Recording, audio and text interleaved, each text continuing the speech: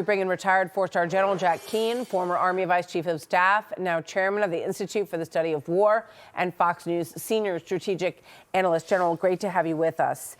I guess just jumping off of Steve Kerrigan's report there, you hear from two Venezuelans, one saying that they are very glad that Maduro was removed, the other saying that this is an oil resource grab from her country.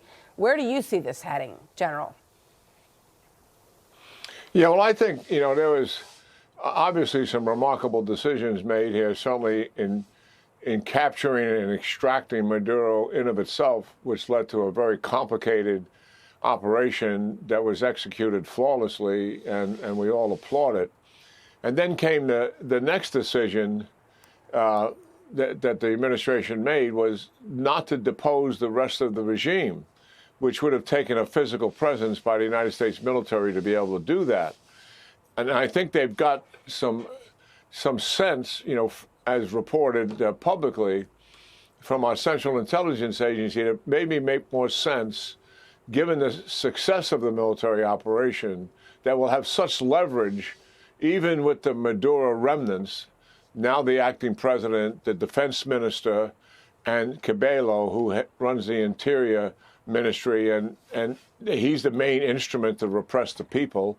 The defense minister is also under indictment, as is the minister of Interior, and they are thugs and killers, to be sure, and they got blood all over their hands. So these are evil people. But nonetheless, the thought was it would be better to maybe, given the fact that we have coercion here, to intimidate them and bend them to our will is a much better option than trying to depose them and the military, and also would take some time. At the same time, resistance to that would likely take place. So that option is always there. Mm-hmm. And I think they made the right call here. There's certainly obvious risk associated with it, because at some point, Rodriguez, Petrino, or Cabello could decide, well, I'm not going along with the plans anymore. But listen, I would assume, and we're having direct conversations with all three of them, and I would imagine those conversations are quite pointed in terms of, here are our expectations, a political objective, you're going to help us enable elections, security objectives, no more narco trafficking, no more repressing the people with Colombian gangs and other militias and the military itself. That is over. We're not going to distribute oil to our adversaries, and going on down that list. This is what we intend for you to do. Anything short of that, we're likely going to apply some leverage. And listen, in the back of their minds, if we haven't told them directly, is the fact that's so obvious.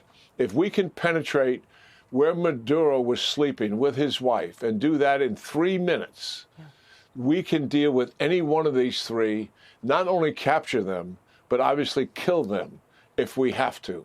And certainly that has got to be in their minds as they're making their decisions. It is still fraught with risk. And certainly the administration understands that, but so would be a physical presence of our forces on the ground as well.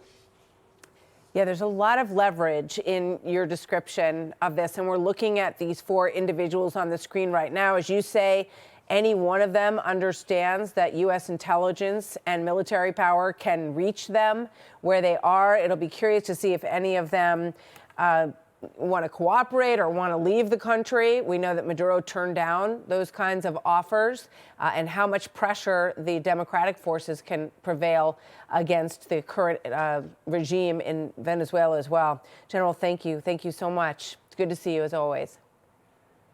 Yeah, great talking to you, Martha. Hey, Sean Hannity here. Hey, click here to subscribe to Fox News YouTube page and catch our hottest interviews and most compelling analysis. You will not get it anywhere else.